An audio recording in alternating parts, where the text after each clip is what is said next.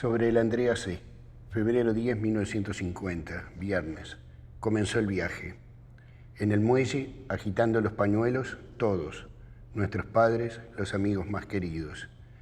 Imposible intentar describir todo lo que entonces sentí. Si intento precisar de nuevo, todo se me confunde vertiginosamente. Veo a Mario abrazando a José Martín, que mira con sus ojos asombrados el barco sobre el que estamos. Veo a Ángel y a Ida roja de llanto. Veo a Bergamín y a Teresa. Veo el grupo que se aleja cubierto y turbio por mis propias lágrimas que contengo apenas. Y mientras tanto, tengo la sorpresa y la alegría de comprender que la emoción de la despedida crecía porque era una forma de enfrentarse a lo desconocido.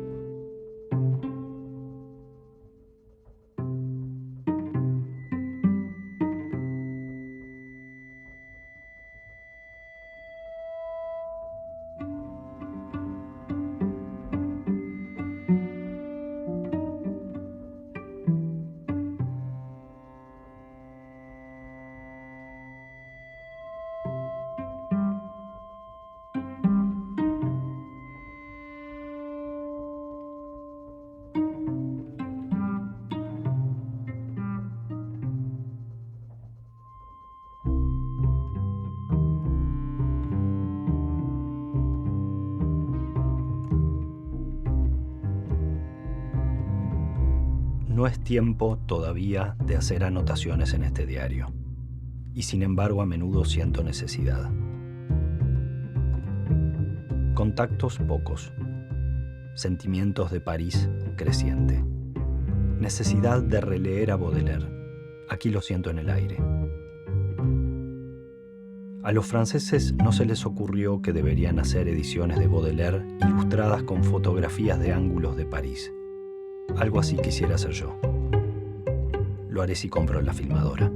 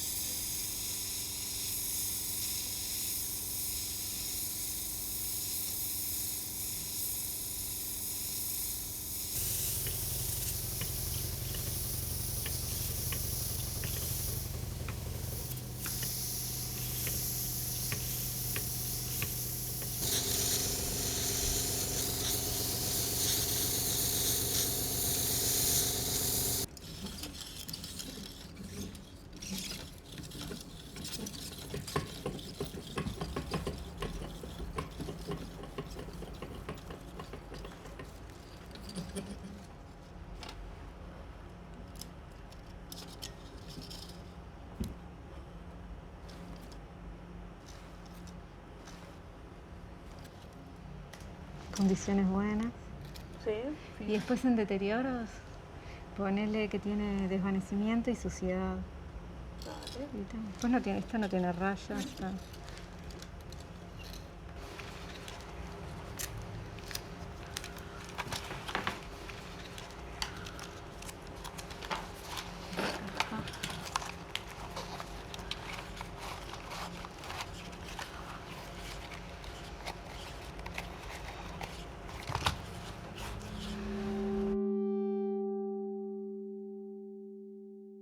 Tarde dedicada a la compra de la cámara y luego en casa al intento de familiarizarnos con ella. A mí me entusiasman todas las cosas mecánicas de precisión, con su aspecto delicado y poderoso que le otorga la torrecilla de largos objetivos. Por la tarde paseo por la Cité, primeras tomas sobre las torres, de las gárgolas y de algunas de las esculturas monstruosas.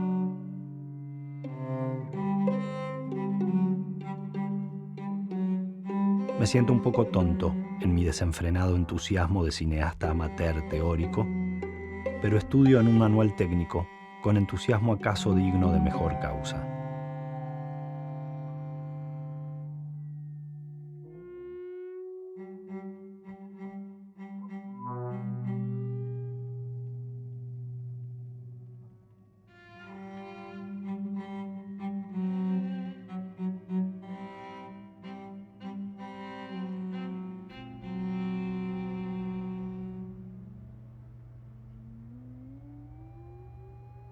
José Pedro Díaz fue un intelectual de la generación del 45, de los más representativos de esa generación. Fue también un gran crítico literario, estudioso de la obra de Felisberto Hernández, del que supo rescatar los papeles que quedaban de Felisberto, convirtiéndolos en libros póstumos.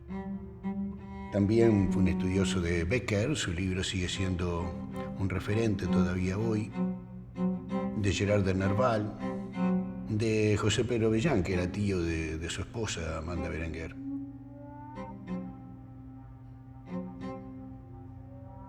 También tuvo la ambición de ser un escritor, un gran escritor, ambición con la que luchó toda su vida. Digamos que quizá el perfil más interesante en ese aspecto es que se lo reconozca como un raro, una literatura de libre imaginación, totalmente independiente de la realidad. Su esposa, Amanda Berenguer, por su parte, en ese momento todavía estaba muy lejos de lo que iba a llegar a ser una gran poeta de Latinoamérica.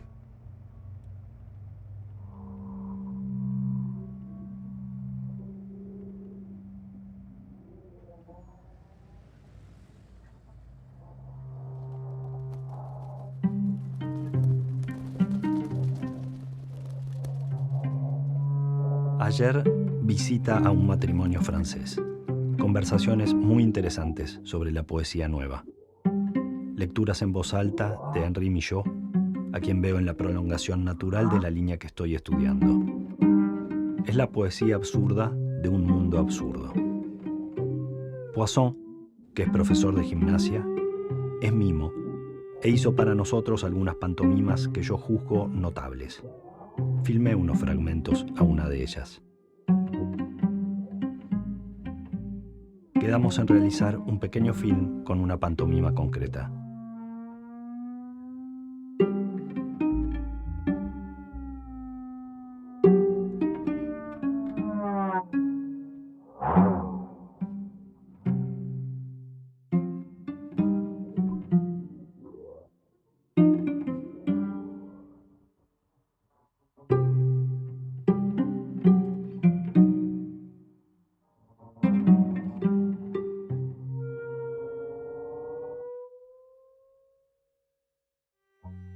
Fontainebleau es el primer bosque europeo que vemos.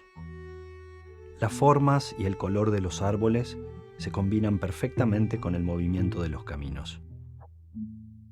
Canta el cucú, vuelan cuervos y otros pájaros negros. El canto de los pájaros es frecuente, armonioso, variado, mucho más rico que el de nuestros pájaros americanos. Los pájaros son aquí también más cultos y refinados. En un alto, junto a la carretera, tomé varias vistas. Arzadún dibujando, y luego Amanda me tomó a mí mientras Leandro me ayuda a encender un cigarro.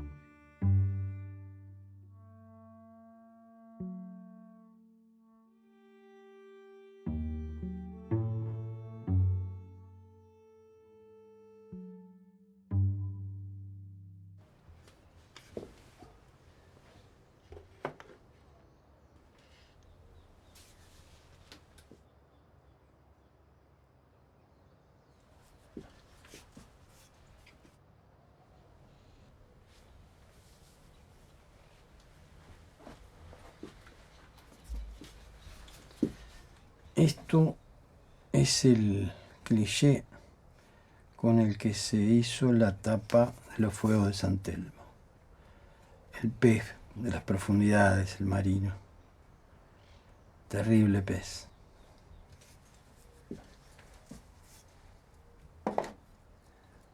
Allí están las carabelas que mi padre cuidaba porque habían sido hechas por su padre. La cabeza de Beethoven, que estaba arriba de su escritorio.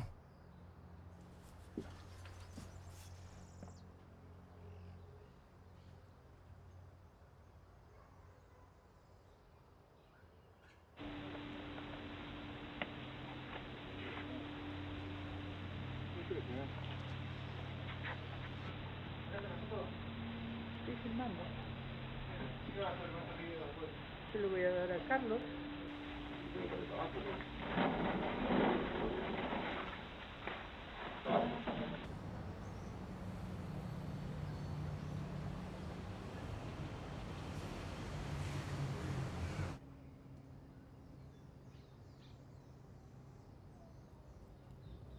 Mi padre tenía un escritorio bastante amplio y había una enorme puerta que daba al taller.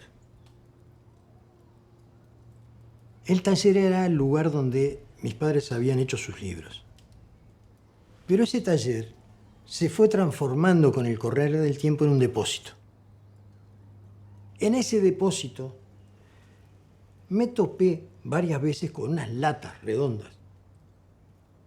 Y alguna vez le pregunté a mi padre, ¿qué son esas latas? Y mi padre me dijo, esas son filmaciones. Y me contaba algunas de las cosas que supuestamente estarían dentro de esas latas, que con el correr del tiempo quedaron debajo de un montón de libros de Felisberto Hernández o de vaya a saber quién, quedaron ahí perdidas. Muertos mis padres, uno de los problemas fundamentales que yo tenía era qué hacer con esa biblioteca enorme que había en mi casa. 10.000 libros. Entonces yo tenía que de alguna manera encontrar algún lugar que permitiera conservar el espíritu de mis padres. Y se me ocurrió la Biblioteca Nacional. Y para eso hubo que desalojar ese taller. Y ahí aparecieron de nuevo esas latas redondas que habían quedado por ahí escondidas. Pero yo recuerdo de mi padre el relato de las cosas que supuestamente estaban en esas latas. Recuerdo, por ejemplo, que me dijo, mirá, ahí debe estar Peloduro. Yo me acuerdo que filmé a Peloduro dibujando.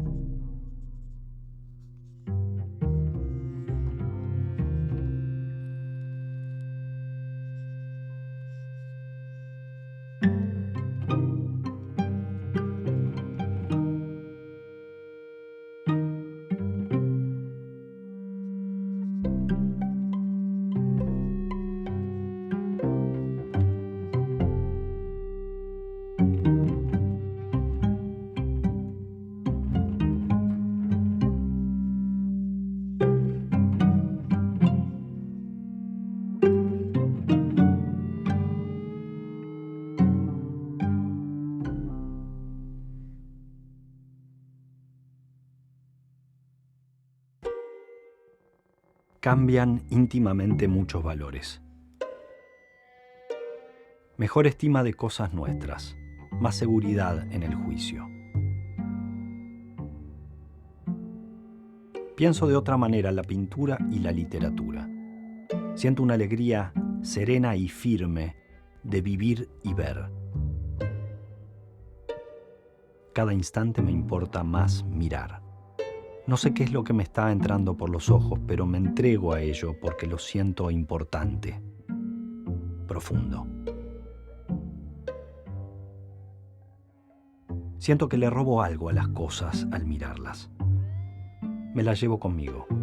Mejor, me llevo lo que de ellas ya es mío.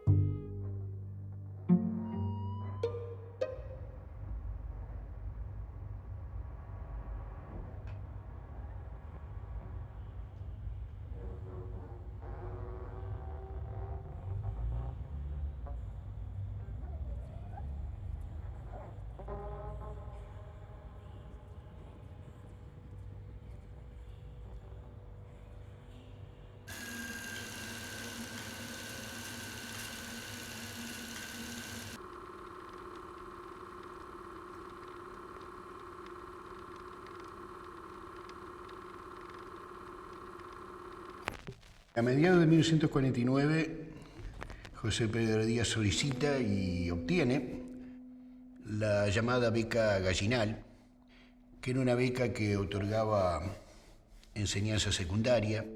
La beca consistía en 2 años en Europa para profundizar estudios y a la vez para aprender algo que después significara un aporte para la sociedad uruguaya. Que para ellos tuvo un significado muy profundo, ¿no? Porque eran muy jóvenes, 30, 29 años, Y era el viaje soñado, el viaje a Europa, con el que soñaban desde comienzo de siglo la mayoría de los artistas, tanto escritores como artistas plásticos. Quizá el primero que inició esa moda fue Rubén Darío, pero desde entonces fueron muchísimos los que entendían como obligado, necesario, el viaje a Europa y sobre todo a París, que era la capital del arte. También es un desafío para su trayectoria como escritor. Entiende que esta es la última etapa de su preparación, el punto culminante, y que después de eso hay que escribir y escribir como los mejores.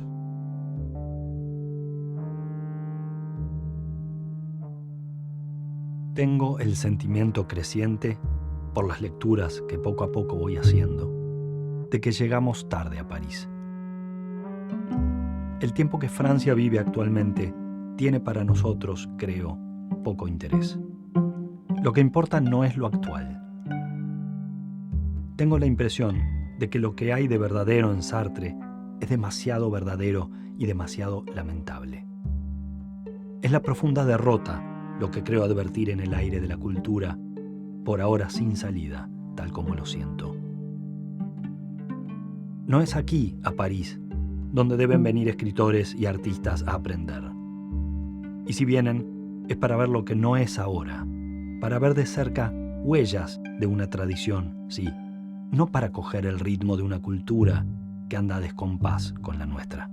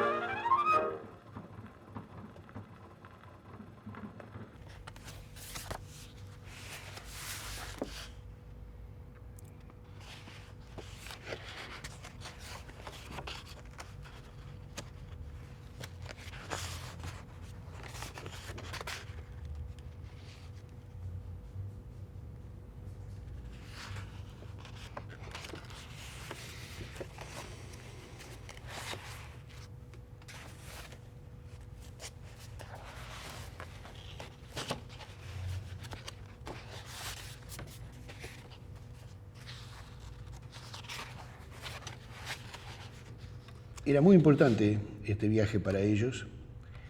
En vista de esa importancia, decidieron registrarlo de la mejor manera posible. En ese sentido, hay un registro que podemos decir que se encuentra a varios niveles. En un primer nivel está el de la escritura, que es el que les pertenece, y ahí podemos encontrar la correspondencia de ambos. Pero además de esa correspondencia, estaba el diario que José Pedro Díaz llevaba desde hacía por lo menos unos 5 o 6 años de forma, digamos, periódica, disciplinada, día a día, como debe ser. Ese diario recogía sobre todo sus vivencias, su experiencia de escritor, los argumentos que se le ocurrían, pero también sus dudas, sus inquietudes estéticas, todo el problema existencial que podía presentarse en torno a la escritura.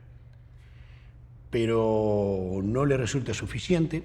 Hay un segundo nivel, que es el de la fotografía, donde Díaz tenía ya cierta destreza, pero aún va a añadir un tercer nivel de registro, que es el más llamativo, que es el de la filmación. Y bueno, por supuesto, va a haber una interacción entre estos distintos registros, ¿no? Muchas cosas que aparecen en las filmaciones están también en el diario o viceversa, ¿no?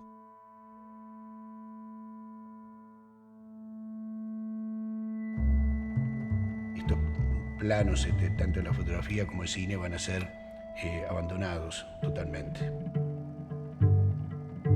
Eso es realmente un misterio, ¿no? Porque él conservó todo esto hasta los últimos días de su vida, del mismo modo que conservó el diario y prácticamente nada dio a conocer.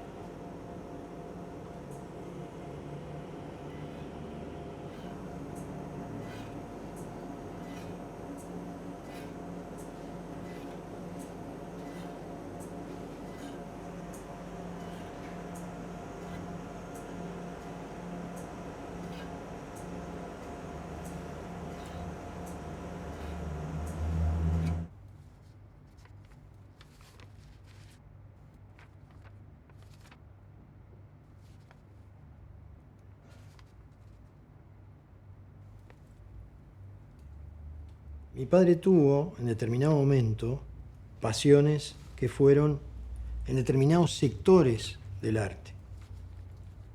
Gran parte de esto quedó olvidado por esas circunstancias que van llevando a las personas por otros caminos. No obstante ello, en determinado momento, él me dijo, alguna vez se verán estas películas.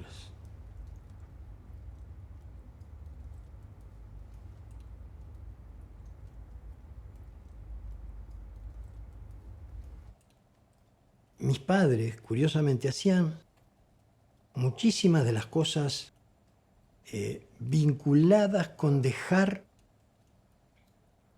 testimonio del paso del tiempo y de sus circunstancias. Su vida era simbolizar, dejar plasmado en símbolo su existencia. Y yo creo que parte de toda esta creación fílmica tiene que ver de alguna manera también con eso. En donde arte, memoria y existencia propia se mezclan.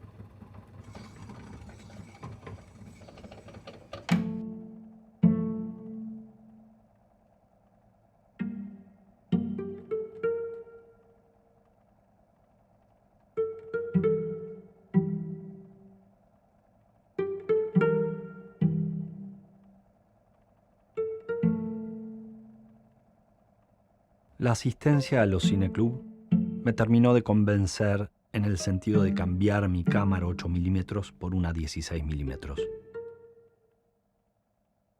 Pienso de todos modos con cierta tristeza de mis entusiasmos. Este entusiasmo fulgurante a propósito del cine me hace sospechar que pueda ser una manera de emboscar mi pobre voluntad literaria, que incapaz de ceñirse sobre una gran novela, se entrega a formas laterales más fáciles aparentemente, para después, quién sabe, abandonarlas, cuando se trata de lo más importante, la creación. Quizás sea como una condena de diletantismo a la que estoy obedeciendo gustosamente. El futuro dirá, en definitiva, si es realmente una dispersión temible. En ese caso, me puedo deshacer de ella. Veremos. Mientras tanto, veo otro mundo, entro en él, lo conozco, y eso ya vale mucho. Recopilo información sobre el cine pedagógico, leo a Jean Genet y lucho conmigo mismo, con el niño caprichoso y a lo mejor un poco tonto que hay en mí.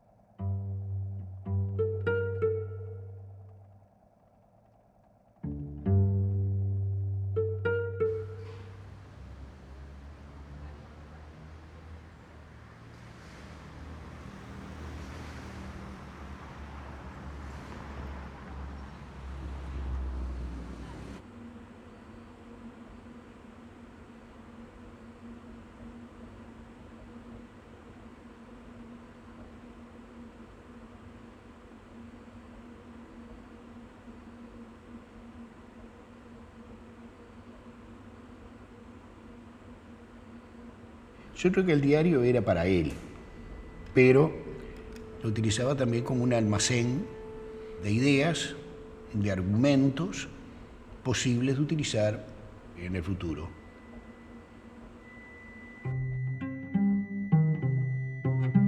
Estudiando, comparando en su archivo, yo he podido descubrir que los fuegos de San Telmo tienen una base en el diario cuando él visita la aldea de pescadores de sus ancestros, Marina di Camerota. Ahí el diario se traslada prácticamente a la novela, ¿no?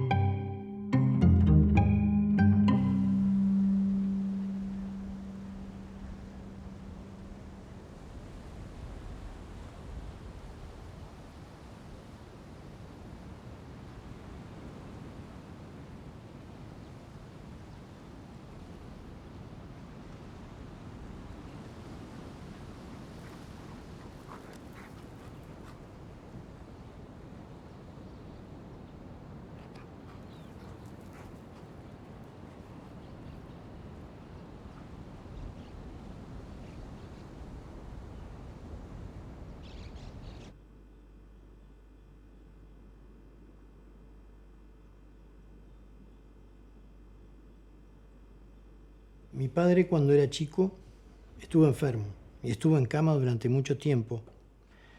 Y quien, de alguna manera, alimentó toda su imaginación de niño fue el tío abuelo, que venía de Italia, de Marina di Camerota, con cuentos de su Marina natal. Y él era pescador. Así que los cuentos estaban, en su mayoría, vinculados con el mar y las aventuras en el mar. En relatos, obviamente orales, eso a mi padre lo impactó muchísimo y gran parte de sus relatos posteriores están vinculados con esos cuentos de su tío abuelo, Domenico.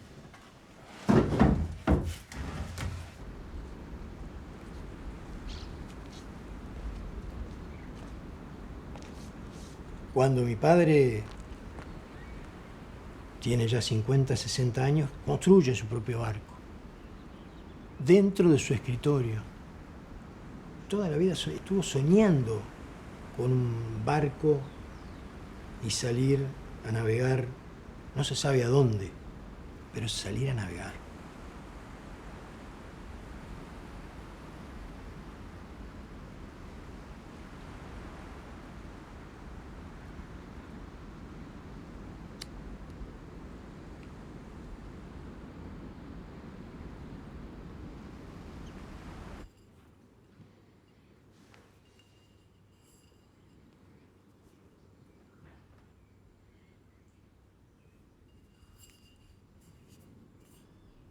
Por algún lado, él dice que no podría existir el arte sin memoria.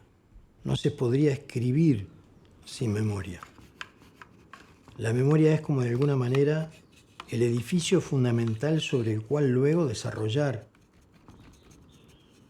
cualquier tipo de actividad.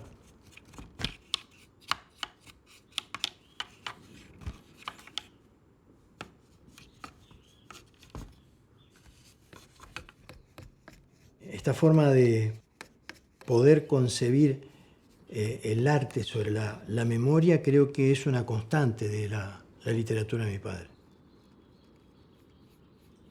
Y realmente la enfermedad le jugó una mala pasada porque con el correr del tiempo, sobre todo en los últimos años, su enfermedad consistió en la pérdida de la memoria.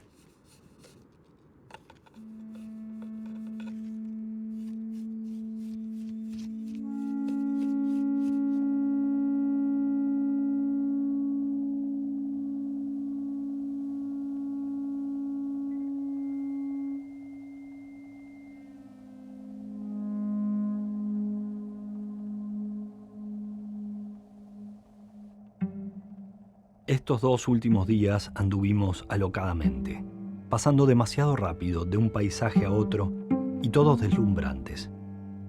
Montañas, mar, pueblos indescriptibles, y siempre en un ambiente exuberante y calmo a la vez. ¿Qué se hará todo esto en el recuerdo?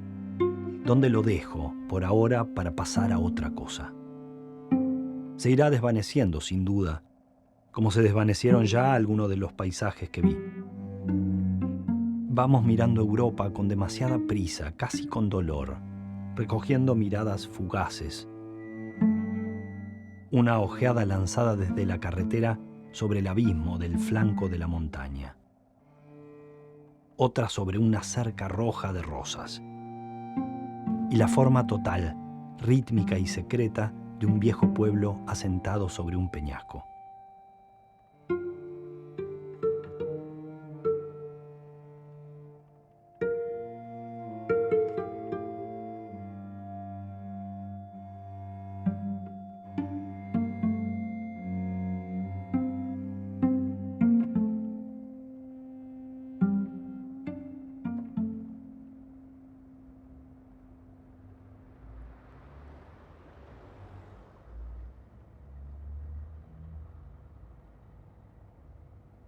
Ellos por Europa viajan por Occidente, ¿no? Incluso llegan al Reino Unido, Holanda, Bélgica, Italia. Pero creo que el eje fundamental es París primero y después España.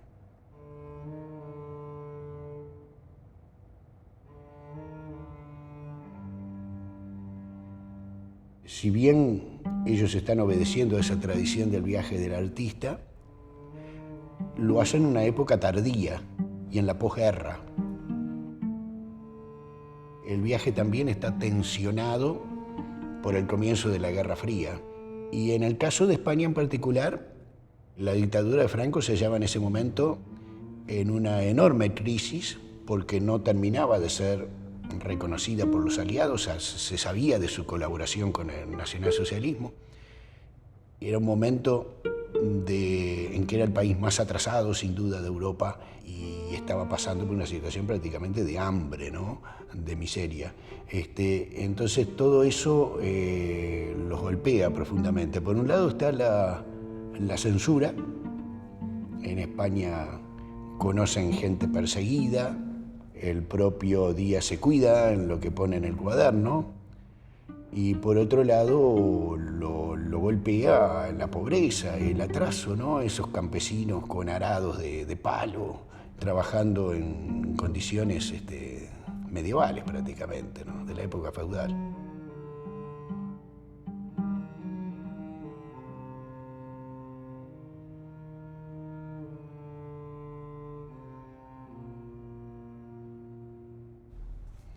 ...30 de agosto... en Santillana del Mar. Qué encontrados sentimientos. Cuántos sentimientos desde que estamos en España. A veces es el sentimiento de la tierra, o una palabra que le oigo a un labrador, o el simple nombre de un pueblo, o ese espectáculo siempre sorprendente de los montes, de los álamos, de los arroyos, que se cargan todos de una significación especial para mí. Todo significa, nada es mero paisaje, es paisaje animado, con el alma de lo que más quiero puesta en él y viva en él.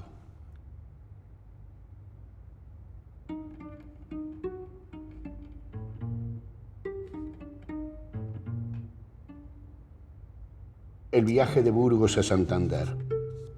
Pobre Burgos, militares y curas y nada más. España es hoy un ejército y su iglesia, y luego pobres labriegos que recogen el trigo. Apenas más allá de Vivar del Cid, otro pueblo. Es un espacio abierto entre las casas, junto a la carretera donde trabajan, las mujeres con los hombres. Hay una montaña de paja en el centro que desparraman con horquillas de rama y los bueyes giran tirando de una rastra sobre la que va alguien sentado para quebrar la paja. Dejo el coche y bajo con la cámara. Todos me miran acercarme. Les digo, ¿me dejan que tome fotografías del trabajo? Pues sí, señor, y a ver si las vemos. Eso quisiera yo, respondo. Tomo 7 metros de film. Deprisa, inquieto, un poco avergonzado. Un anciano se aleja de los lugares en que enfrento la cámara. Que no huya el tío, dicen. Mira que aunque te quedes delante, pues la máquina esa no te hace nada. Yo terminé el rollo. Y a ver si las vemos, señor. No lo puedo prometer, porque no podré mostrárselas. Eso se verá en América del Sur. Ya es lejos. Pues aunque desde lejos, desde allá los queremos a ustedes mucho. Pues gracias igual entonces. Muchas gracias y adiós. Adiós, señor. Todos alegres y cordiales. Y yo siempre con temor de hablarles, me estoy perdiendo lo mejor del viaje y lo sé por mi estúpida cortedad.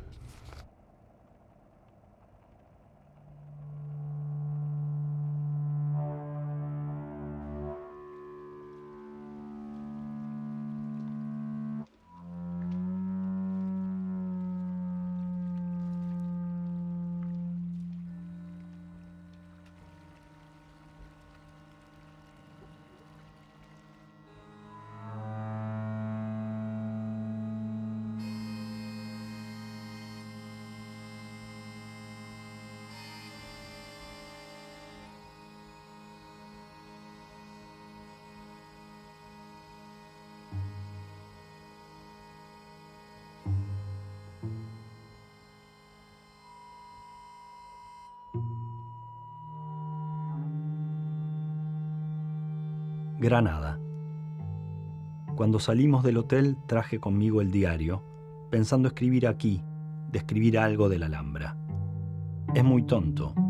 Más importante es recibir todo esto que nos rodea. Color, cielo y sierras, rumor de agua que corre. El interés de Granada es enorme. Paisaje y color como no lo habría quizá en otra ciudad española. Pero mientras estuvimos allí, me interesó sobre todo conversar con algunas personas. Nada tan desolador, tan terrible, como el estado en que vive el primo de Lorca, que fue capitán en las milicias republicanas y padeció después castigos corporales y 5 años de cárcel. Vive en un terror permanente, anulada su vida profesional y convertido en un oficinista oscuro.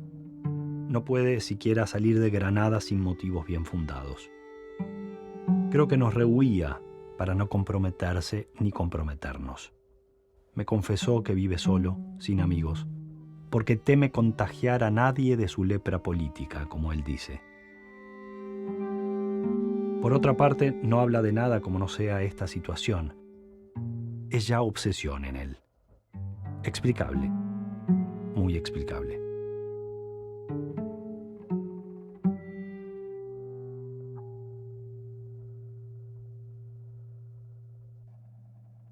A veces me pregunto si yo sé ver, y creo que no. Veo con la ayuda de otros ojos y del cariño. Segovia no sería para mí lo que es si no hubiera leído antes, en Ávila, las cartas de don Antonio Machado. Me hubiera gustado, sí, de modo parecido a Ávila, pero no hubiera sentido ese amor que siento ahora por los dos cauces que la rodean, el Clámores y el Eresma. Salimos a caminar con Amanda. Pasamos junto a la catedral y seguimos luego hacia el Alcázar, cuando de pronto vemos salir a la derecha una callejuela pequeña y torcida que descendía, y un letrero en la bocacalle, Calle de los Desamparados. Aquí vivió don Antonio. Bajamos. Casas estrechas y pobres en el barrio más pobre de Segovia. Llegamos. Golpeamos la puerta. Salió una viejecita humilde y sonriente. «Perdone usted, señora, ¿es aquí donde vivió don Antonio Machado?» «Sí, señor, sí». «¿Le conocieron ustedes?» «No personalmente, pero sí sus libros, y lo queremos mucho». Y en efecto, íbamos recorriendo una larga galería hasta que llegamos a lo que sería el cuarto. El cuarto es pequeño, 3,5 metros por 4 o acaso menos. Cerca de la ventana una mesa redonda, sobre la que se conservan aún algunos ejemplares de la prensa de Buenos Aires. Una estufa a querosén de mecha. En el rincón, el lavatorio. La pobre palangana de loza, la jarra. Al fondo de la pieza, en el ángulo opuesto, la cama, alta, grande, con 4 remates de bronce. Allí leería acostado, según su gusto y su costumbre, don Antonio.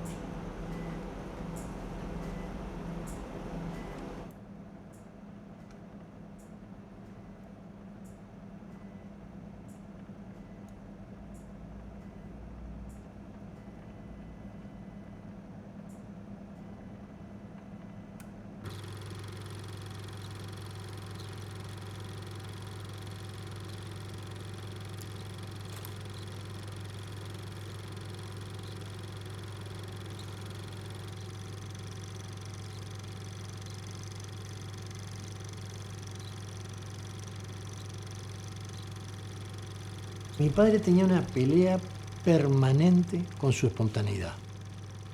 Todo tenía que pensarlo 3 veces, todo tenía que racionalizarlo y recién después salía. Y salía mostrando una interioridad muy particular, pero no era espontánea, le costaba. Escribía 200 veces una cosa y se lo llevaba a los amigos y se lo leía. Y la menor crítica generaba toda una retracción y volverlo a escribir y volverlo a trabajar. Bueno, en las reuniones que hacían entre ellos con el resto de la generación del 45, ese grupo era terrible. Cualquier comentario negativo podría llevar a que destruyeran una obra y una novela de punta a rabo, todo.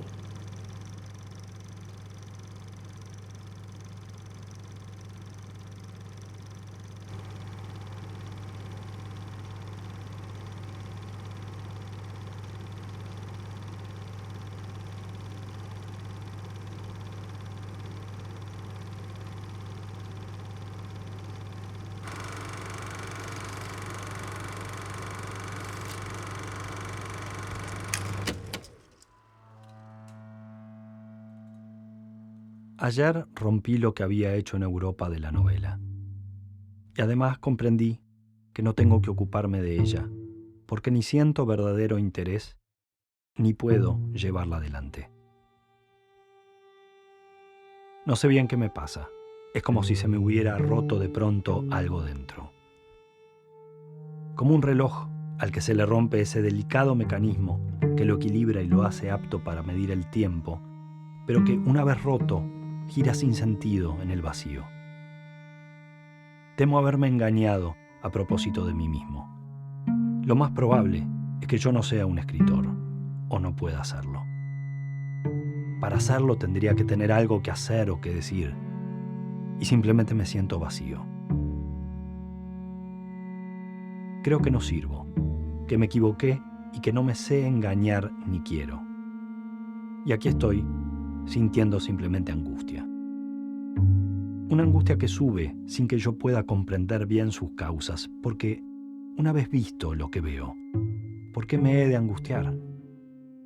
Y sin embargo, me angustia más y más, y pienso que si esto sigue, puede hacerse intolerable. Quisiera poder dormir mucho.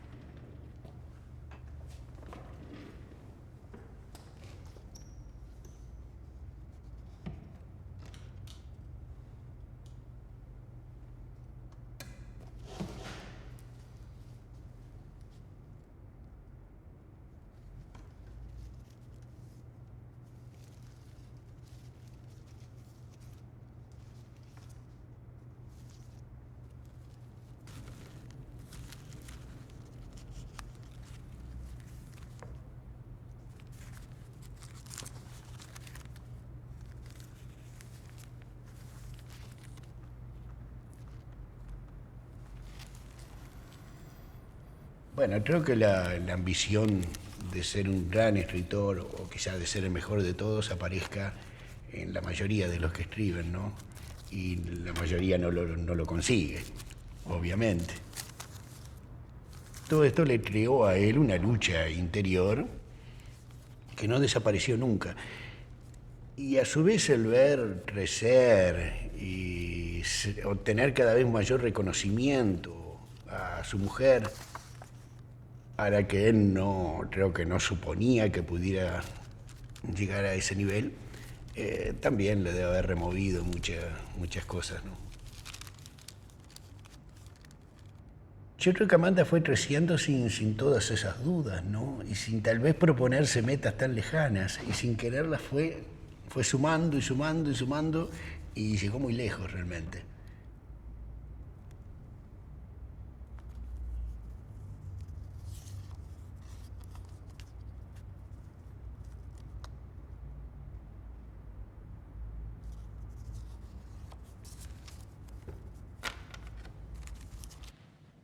perdón, destino. Cuando repito de memoria, estoy viva, estoy viva, estoy viva. Mi madre fue muy rompedora de esquemas.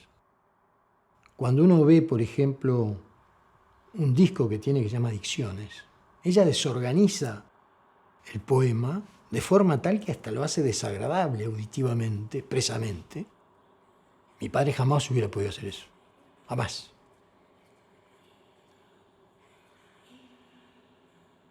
Él, yo creo que permanentemente no se mostraba. Siempre estaba oculto, mirando. Era una posición frente a la vida. Le costaba mucho demostrar sus sentimientos. A pesar de que era muy seguro de sí mismo, con un ímpetu muy especial, un tipo muy firme en todo lo que pensaba y hacía, pero sin embargo lo pensaba y lo hacía no mostrándose. Y yo creo que la filmación, así como la crítica literaria, le permite la objetivación sin ser el objeto de análisis.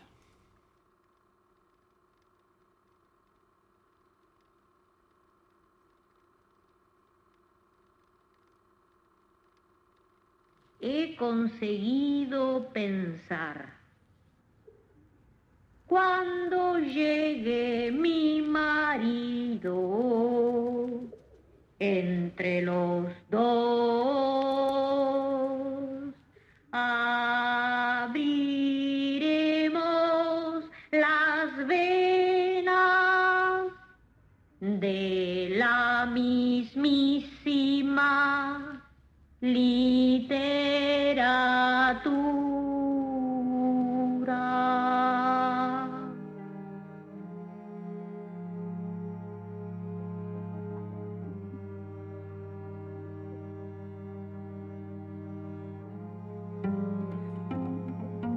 Vuelvo a Montevideo lleno de proyectos, pensando siempre en lo que allí hay que hacer.